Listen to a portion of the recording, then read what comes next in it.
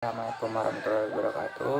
Salam, perkenalkan nama saya Wahyu Rizky Ramadan dengan NIM 1182326 dari program studi Teknik Biomatika.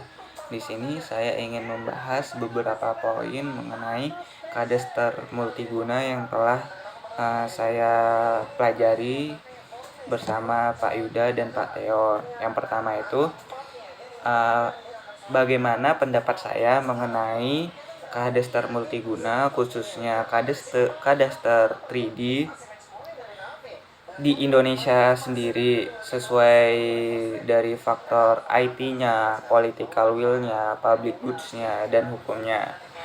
Sebelum kita membahas kadester 3D maupun kadester multiguna di beberapa bidang tersebut, di sini saya ingin menjelaskan apa sih kadester multiguna itu.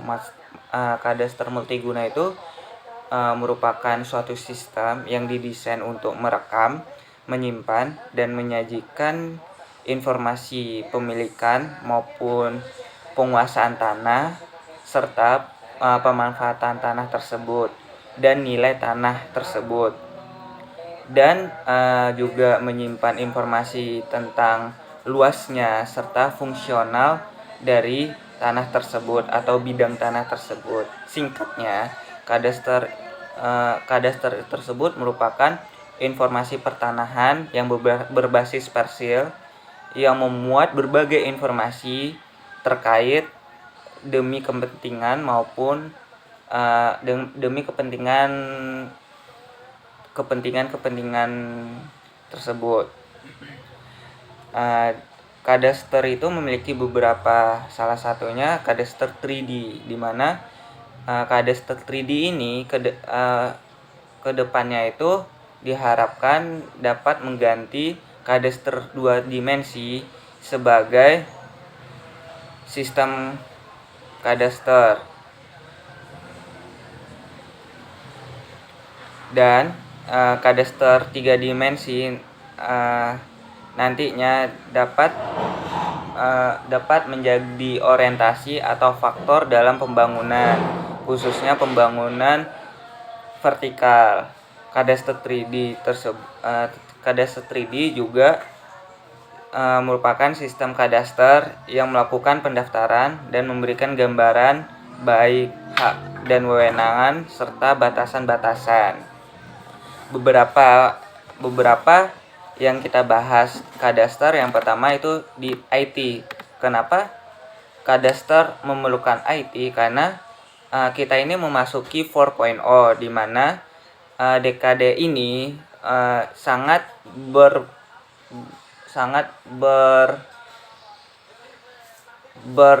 berkaitan atau berpengaruh terhadap teknologi, khususnya perkembangan teknologi informasi IT.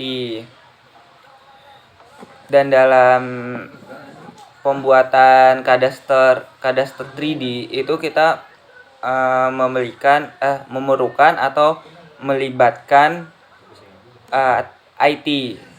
Salah satunya yang terbaru yaitu di mana telah terbitnya Permen ATR BPN yang isinya itu tentang layanan elektronik, dari hak tanggungan elektronik atau HTL, pengecekan sertifikat tanah yang bisa melalui elektronik, layanan nilai zona tanah yang ada di website BPN, serta pembuatan surat keterangan pendaftaran tanah SKPT yang bisa dilakukan secara online.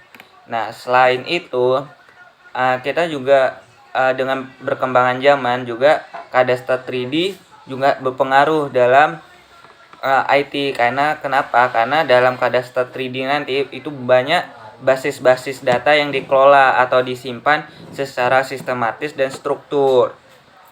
Dan pembuatan sistem informasi kadester 3D ini diperlukan namanya tuh pembuatan model 3D menggunakan SketchUp maupun software Mac, serta pengolahan basis datanya bisa menggunakan PostgreSQL.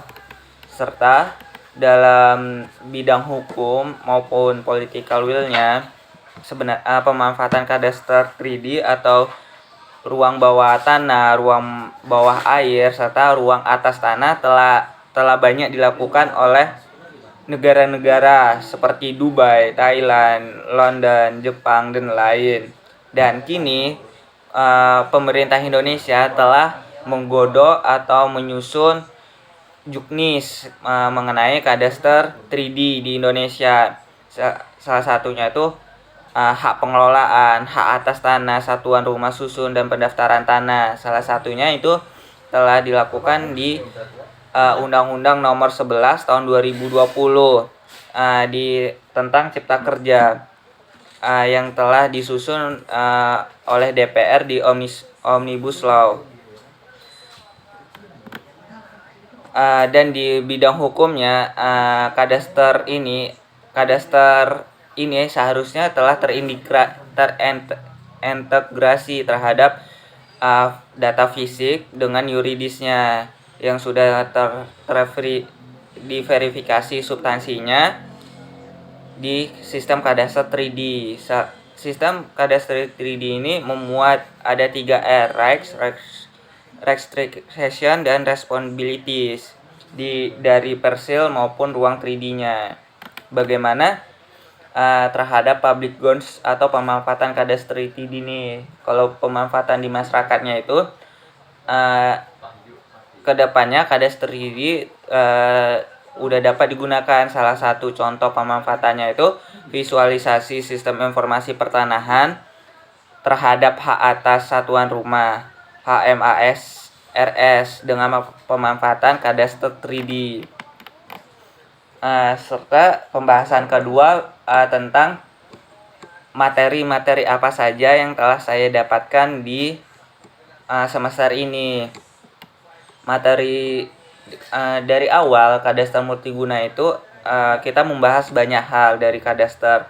Yang awalnya itu kita membahas nge-review atau ngeresum mengenai perkembangan kadaster dari 2014 hingga 2034.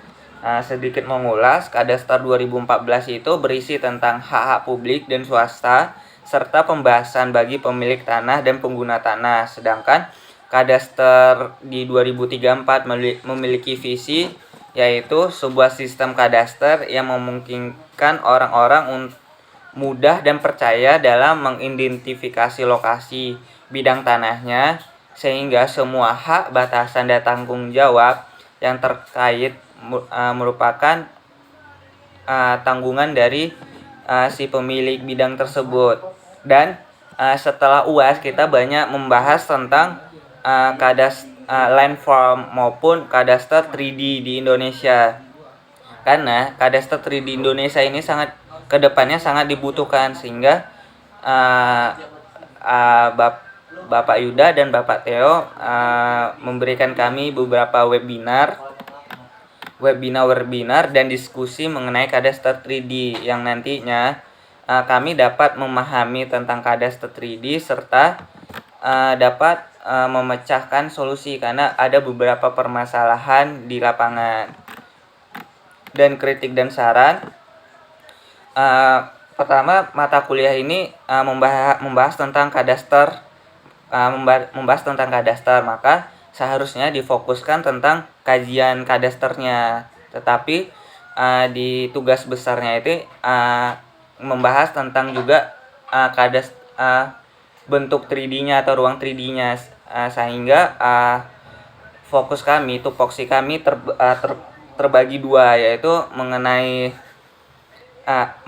kadasternya dan menggunakan permodelan 3D-nya, permodelan ruangannya. Dan yang terakhir, pembahasan terakhir, dua orang dari kelompok saya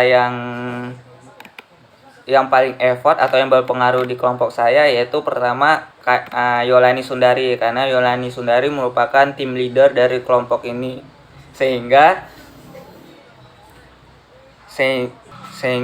Yolani Sundari berperan aktif dalam mengatur kelompok ini dan membagi tugas-tugas dalam kelompok ini. Selain dia merupakan team leader, dia juga melakukan revisi dari pekerjaan teman-temannya, sehingga pekerjaan dari teman-temannya ini memiliki sangat sempurna. Yang ketiga itu dia juga membantu teman-temannya dalam membantu tugasnya, seperti membantu Rifki Zamani dalam desain desain ruangan, dan membantu teman-teman lainnya. Yang kedua yaitu Khairan Patreza, karena Khairan Patreza bertanggung jawab penuh dalam pendokumentasian serta survei, sehingga dalam survei dan pendokumentasian tidak ada yang tertinggal sedikit pun, dan dalam menyusun laporan dan diskusinya sangat rinci. Dan Khairan Patreza juga dalam job desk tambahannya membuat pembahasannya sangat rinci. Dua teman saya yang berpengaruh dalam kelompok saya. Sekian dalam diskusi pembahasan kali ini. Apabila ada kesalahan selama awal semester sampai akhir semester, mohon dimaafin. Sekian dan terima kasih. Dadah.